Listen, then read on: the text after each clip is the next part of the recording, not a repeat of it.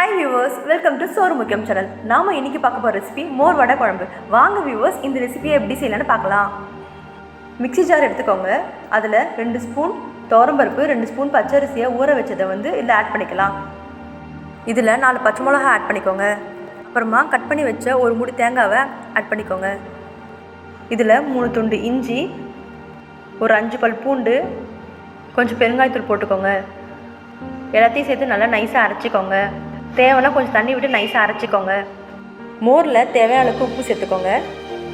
நம்ம அரைச்சி வச்ச பேஸ்ட்டை இதில் ஆட் பண்ணிக்கலாம். 1/4 ஸ்பூன் மஞ்சத்தூளையும் சேர்த்து ஆட் பண்ணிக்கோங்க. கரண்டி போட்டு நல்லா கலக்கி வச்சுருங்க. இப்போ நம்ம வடை செய்யலாம். 200 உளுத்தம்பருப்பை நல்லா கழுவிட்டு 2 மணி நேரம் ஊற வச்சு எடுத்துக்கோங்க.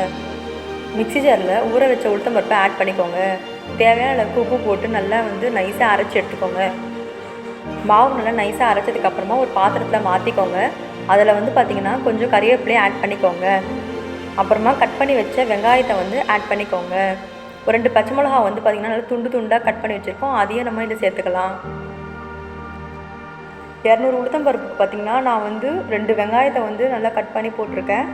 அப்புறமா பார்த்திங்கன்னா 2 பச்சை மிளகாய் எடுத்திருக்கேன். அதையும் பார்த்திங்கன்னா நல்லா பொடி பொடியாக நறுக்கி அதில் போட்டுக்கோங்க.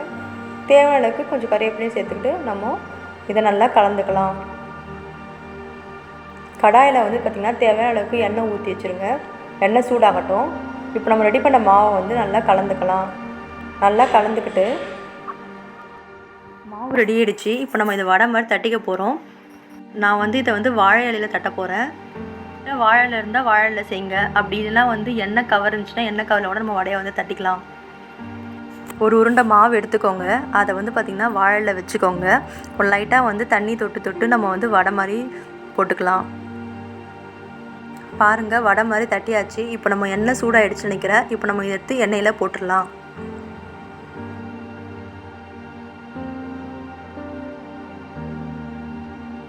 மறுபடியும் மாவு எடுத்துக்கோங்க. அதே மாதிரி உருண்டை பண்ணிவிட்டு இலையில வச்சுட்டு லைட்டாக தண்ணி தொட்டு ரவுண்ட் ஆக்கிடுங்க. ஆக்குனதுக்கப்புறம் நடுவில் ஒரு ஓட்டை போட்டுட்டு அதை பார்த்திங்கன்னா கடாயில் எடுத்து போட்டுருங்க.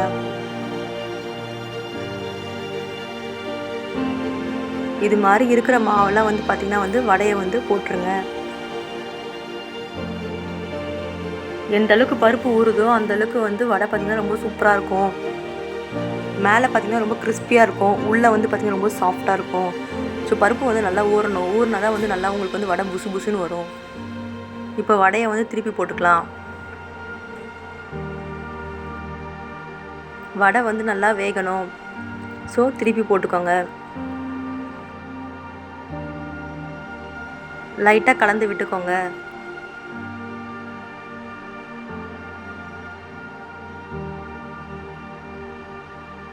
அப்பப்போ திருப்பி விட்டுக்கோங்க. வடை பார்த்திங்கன்னா 2 சைடுமே நல்லா வேகணும். ஸோ அதனால் திருப்பி விட்டுக்கோங்க. பாருங்கள், வடை பார்த்திங்கன்னா எந்தளவுக்கு சூப்பராக வந்திருக்குன்னு பாருங்கள். நல்லா ப்ரௌனாக மாறியிருக்கு. இப்போ வடை வெந்துருச்சு. நம்ம என்ன பண்ணலாம்னா இந்த வடையை ஒரு பிளேட்டில் நம்ம எடுத்து வச்சுக்கலாம். இதே மாதிரி இருக்கிற மாவு பார்த்திங்கன்னா ஒவ்வொரு வடையாக போட்டு எடுத்துருங்க.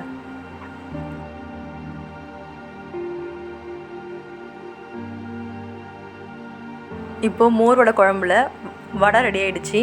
இப்போ நம்ம எப்படி பார்த்திங்கன்னா குழம்பு வைக்கலான்னு பார்க்கலாம் வாங்க.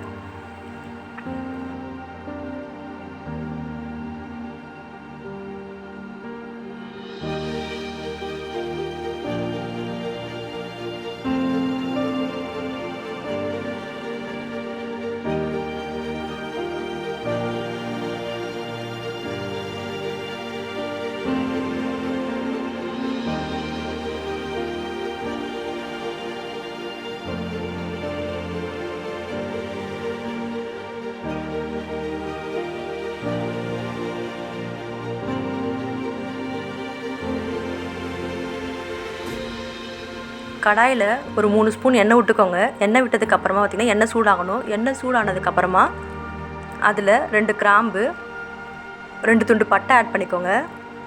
ஒரு பிரிஞ்சி இலையை கிள்ளி ஆட் பண்ணிக்கோங்க. ஒரு துண்டு அன்னாசி பூவையும் ஆட் பண்ணிக்கோங்க.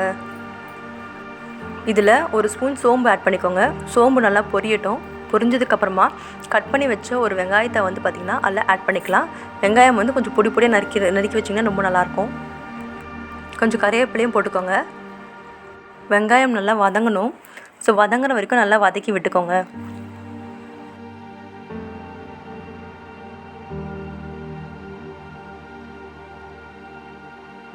கொஞ்சம் லைட் ப்ரௌன் வர வரைக்கும் வெங்காயத்தை வந்து நம்ம நல்லா வதக்கணும்.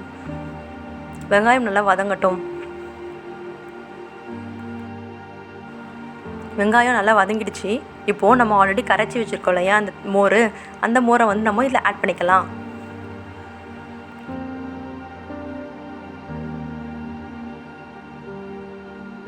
நல்லா கலக்கி விட்டுருங்க. கொஞ்சம் கொத்தமல்லியை நம்ம இதில் வந்து ஆட் பண்ணிக்கலாம். எல்லாத்தையும் சேர்த்து நல்லா வந்து கலக்கி விட்டுக்கோங்க. குழம்பு வந்து இப்போ கொதிக்கணும். ஸோ வந்து கொஞ்ச நேரம் வரைக்கும் நம்ம கைவிடாமல் வந்து கலக்கி விட்டிங்கன்னா இன்னும் நல்லாயிருக்கும். பாருங்கள், குழம்பு கொஞ்சம் திக்காயிடுச்சு. குழம்பு நல்லா கொதிக்குது. இப்போ நம்ம என்ன பண்ணோன்னா ரெடி பண்ணி வச்சுருக்கோம் இல்லையா வடையை, அந்த வடையை வந்து பார்த்திங்கன்னா வந்து இந்த குழம்புல வந்து ஆட் பண்ணிக்க போகிறோம். குழம்பு வந்து சூடாக இருக்கும் போதே பார்த்திங்கன்னா இந்த வடையை வந்து போட்டுடணும். அப்போ தான் வந்து பார்த்திங்கன்னா அந்த வடை வந்து பார்த்திங்கன்னா அந்த குழம்புல நல்லா ஊறி நல்லா வந்து சாஃப்டாக வந்து வரும். வடையை வந்து பார்த்திங்கன்னா நல்லா வந்து டிப் பண்ணி விட்டுக்கோங்க. இப்போது ரொம்ப ரொம்ப டேஸ்டியான மோர் வடை குழம்பு ரெடி. ட்ரை பண்ணி பாருங்கள், கண்டிப்பாக நல்லாயிருக்கும். இந்த குழம்பு சாப்பாடுக்கு, சப்பாத்திக்கு, பூரிக்கு எல்லாத்துக்குமே செம்ம சூப்பராக இருக்கும். இந்த வீடியோவை லைக் பண்ணுங்கள், ஷேர் பண்ணுங்கள் மற்றும் சப்ஸ்கிரைப் பண்ணுங்கள். நன்றி.